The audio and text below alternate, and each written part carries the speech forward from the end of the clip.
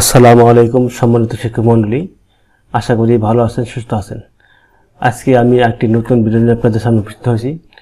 আজকে এই ভিডিওতে আমি দেখাবো আপনারা মাইক্রোসফট পাওয়ারপয়েন্ট টিউটোরিয়াল ক্ষেত্রে অর্থাৎ একটি ডিজিটাল কন্টেন্ট তৈরি করার ক্ষেত্রে আপনারা কীভাবে ট্রানজিশন ব্যবহার করবেন।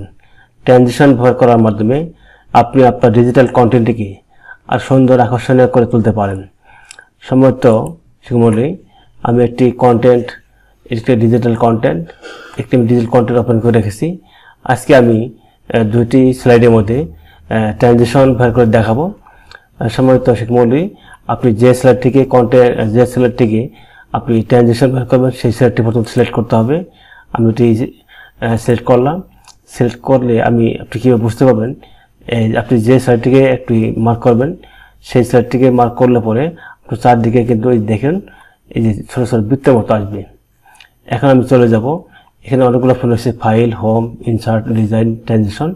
আমি এই ট্রানজিশন নামক যে অপশন রয়েছে আমি সেটি ব্যবহার করব। চলে এসেছে ট্রানজিশন।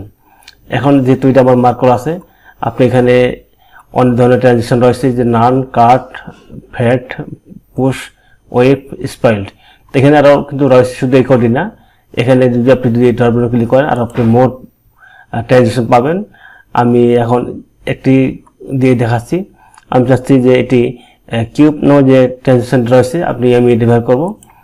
তাহলে এটি কিন্তু এখন এইভাবে কিন্তু আসবে।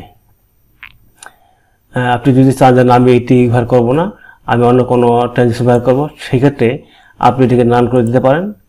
আমি চাচ্ছি এখন অন্য কোনো ট্রানজিশন ব্যবহার করবো।